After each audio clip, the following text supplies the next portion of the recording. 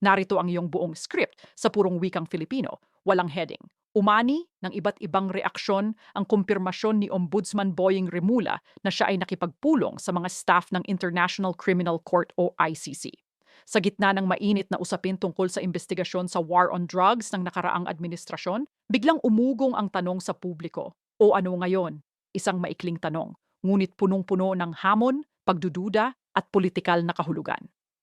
Ayon kay Remulla, ang naturang pagpupulong ay bahagi lamang ng normal na pakikipag-ugnayan sa mga international na institusyon. Wala raw dapat ikabahala at walang dapat bigyang mali siya.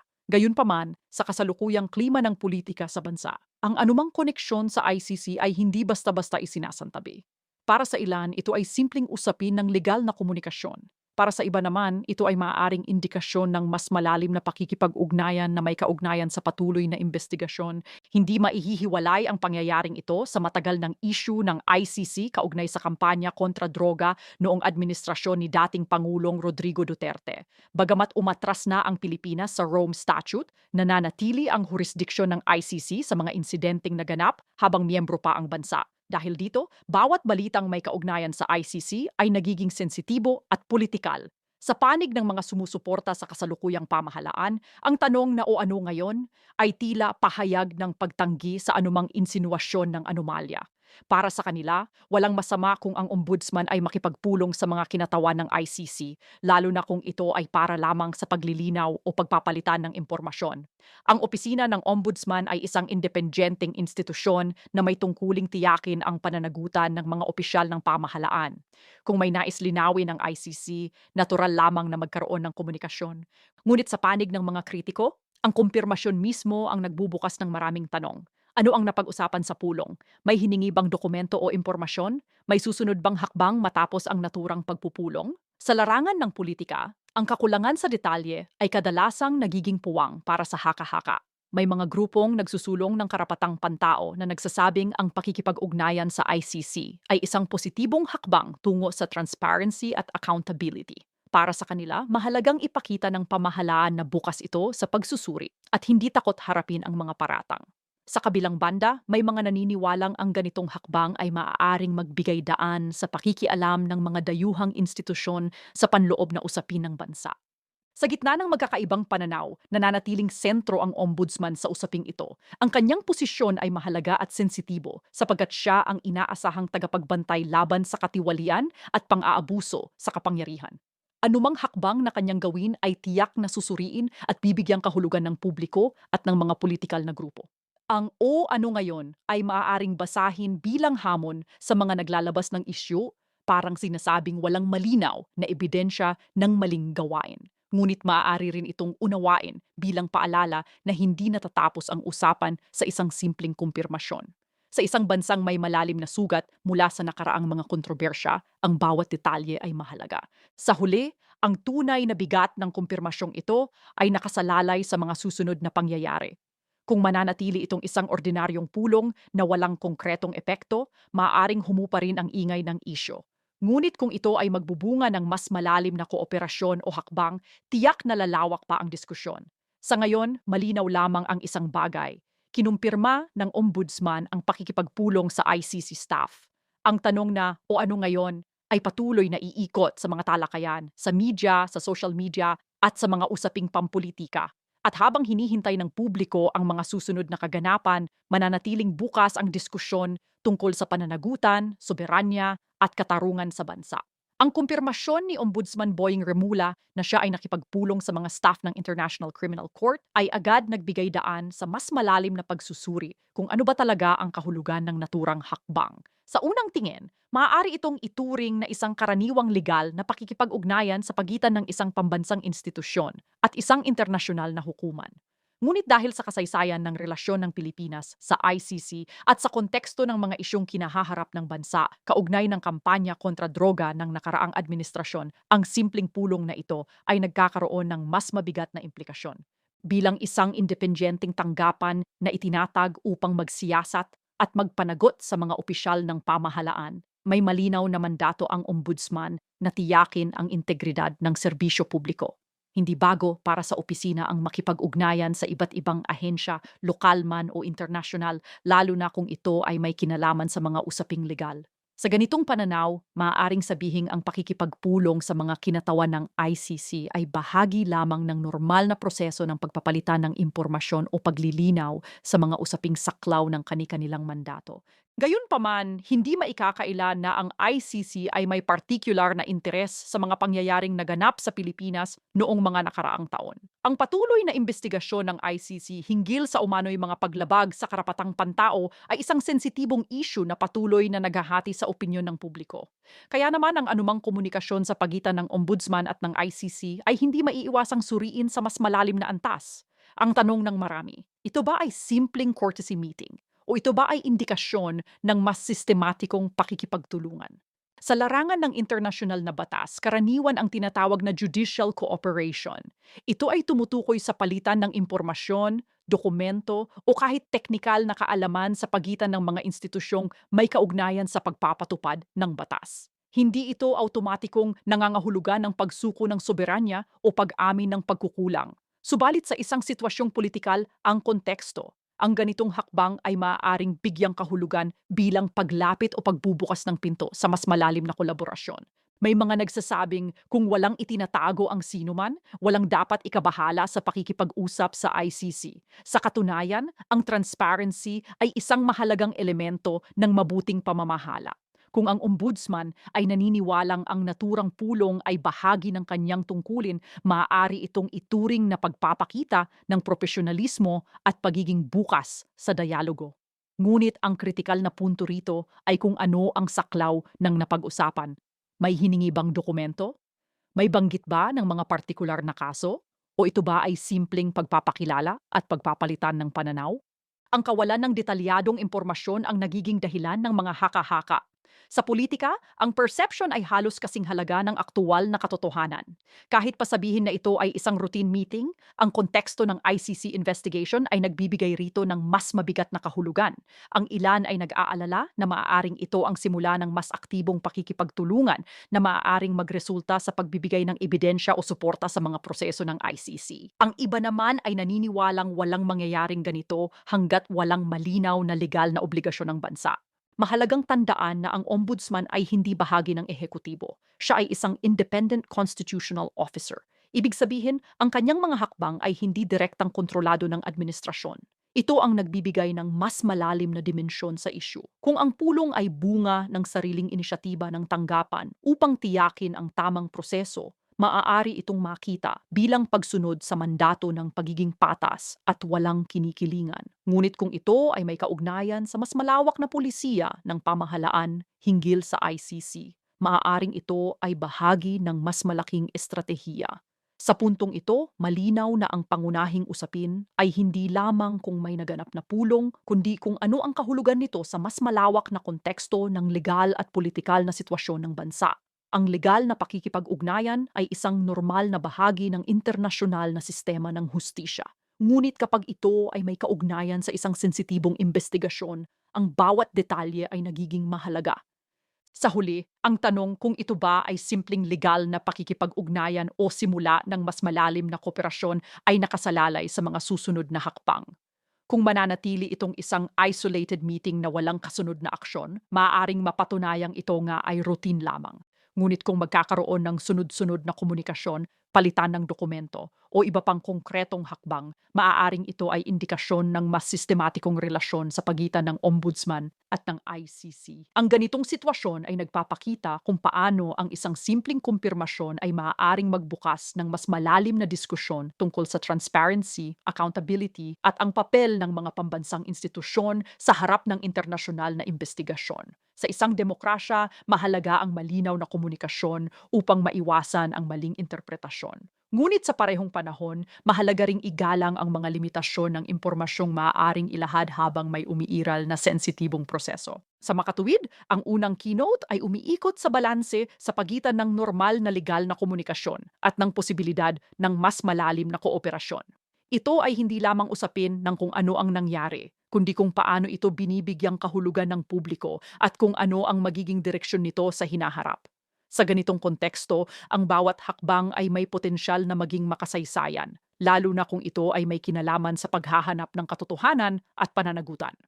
Ang ikalawang pangunahing punto ng isyung ito ay umiikot sa mas malalim at mas komplikadong banggaan ng dalawang mahalagang prinsipyo, ang soberanya ng bansa at ang pandaigdigang pananagutan. Ang kumpirmasyon ni Ombudsman Boying Rimula tungkol sa pakikipagpulong sa mga staff ng International Criminal Court ay hindi lamang simpleng balita ng isang meeting. Ito ay agad na naging simbolo ng mas malawak na debate kung hanggang saan dapat pahintulutan ang pakikialam ng isang internasyonal na hukuman sa mga usaping panloob ng Pilipinas. Ang konsepto ng soberanya ay matagal ng pundasyon ng sistemang pampulitika ng mga bansa. Ito ang nagsasaad na ang isang estado ay may ganap na kapangyarihan at autoridad sa loob ng kanyang teritoryo, malaya mula sa pakikialam ng ibang estado o internasyonal na organisasyon. Para sa maraming Pilipino, lalo na sa mga naniniwalang dapat unahin ang pambansang interes, ang anumang pakikipag-ugnayan sa ICC ay maaaring makita bilang paglalagay sa alanganin ng soberanya. Ang argumento nila, kung may kakayahan ang sariling sistema ng hustisya na magsiyasat at magparusa, bakit kailangan ang interbensyon ng isang dayuhang hukuman? Ngunit sa kabilang banda, may umiiral ding prinsipyo ng pandaigdigang pananagutan. Ang ICC ay itinatag upang tiyakin na ang mga mabibigat na krimen tulad ng crimes against humanity, genocide at war crimes ay hindi mananatiling walang kaparusahan, lalo na kung ang isang bansa ay hindi kayang o ayaw magsagawa ng epektibong investigasyon. Sa pananaw ng mga taga-suporta ng ICC process, ang pakikipagpulong ng ombudsman sa mga kinatawan ng ICC ay hindi pagtalikod sa soberanya kundi isang pagkilala na ang hustisya ay may pandaigdigang dimensyon. Hindi maihihiwalay ang usaping ito sa kampanya kontra droga noong administrasyon ni dating Pangulong Rodrigo Duterte. Ang naturang kampanya ay naging sentro ng papuri at patikos. Papuri mula sa mga naniniwalang ito ay nagdala ng kaayusan at batikos mula sa mga nagsasabing ito ay nagdulot ng malawakang paglabag sa karapatang pantao. Dito pumapasok ang ICC na nagsasagawa ng investigasyon hinggil sa mga aligasyon ng extrajudicial killings. Kaya anumang hakbang na may kaugnayan sa ICC ay agad nagiging politikal at emosyonal. Para sa ilan, ang pakikipagpulong sa ICC staff ay maaaring senyales na bukas ang ilang institusyon ng pamahalaan sa posibilidad ng kooperasyon. Ngunit para sa iba, ito ay maaaring makita bilang pag-amin na may kakulangan ang lokal na sistema ng hustisya. Ang ganitong pananaw ay nagiging mitsa ng diskusyon kung epektibo ba ang mga investigasyon sa loob ng bansa o kung kinakailangan pa ng panlabas na pagsusuri. May mga eksperto sa batas na nagsasabing ang soberanya at pandaigdigang pananagutan ay hindi kailangang magbanggaan. Maaari raw silang magtagpo sa konsepto ng complementarity kung saan ang ICC ay kumikilos lamang kapag hindi gumagana ang lokal na sistema. Sa ganitong pananaw, kung maipapakita ng Pilipinas na seryoso at epektibo ang sariling investigasyon, maaaring hindi na kailangan ang aktibong papel ng ICC. Subalit kung may kakulangan o perceived na kakulangan, doon pumapasok ang papel ng internasyonal na hukuman. Ang emosyonal na aspeto ng isyung ito ay hindi rin dapat maliitin. Para sa maraming Pilipino, ang ideya na ang mga kababayan ay maaaring litisin sa isang dayuhang hukuman ay masakit at tila pagyurak sa dignidad ng bansa. Ngunit para sa mga pamilya ng mga biktima na naghahanap ng katarungan, ang ICC ay maaaring huling pag-asa. Sa puntong ito, ang debate ay hindi lamang legal, kundi moral din. Ang pahayag na o ano ngayon ay maaaring sumasalamin sa pananaw ng mga naniniwalang walang dapat ipangamba sa naturang pulong. Ngunit sa mas malalim na antas, ang tanong ay nagiging simbolo ng paghahamon.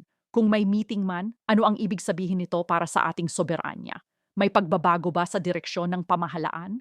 O ito ba ay simpleng pagtalima sa obligasyon ng isang opisyal na makinig at makipag-ugnayan? Ang papel ng ombudsman ay lalo pang nagpapalalim sa usapin. Bilang isang independent constitutional officer, ang kanyang pakikipagpulong ay maaaring ituring na hiwalay sa direktang pulisiya ng ehekutibo.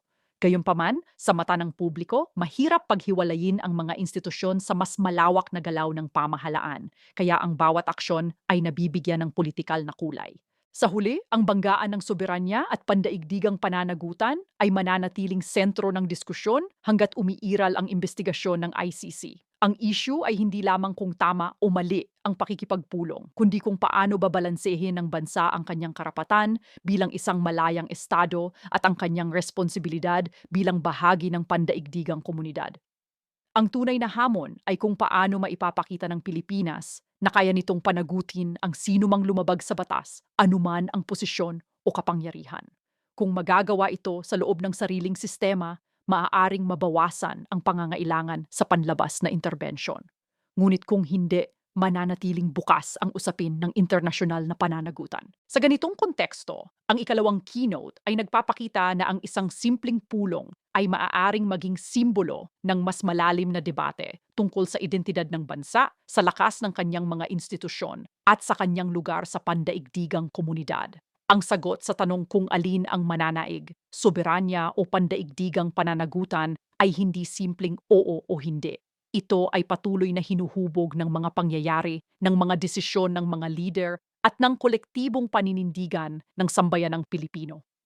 Ang ikatlong pangunahing punto ay nakatuon sa kapangyarihan ng mensahe at reaksyon ng publiko, kung paano ang simpleng linyang o ano ngayon ay naging simbolo ng iba't ibang pananaw, emosyon at politikal na interpretasyon sa kumpirmasyon ni Ombudsman Boying Remula tungkol sa pakikipagpulong sa mga staff ng International Criminal Court.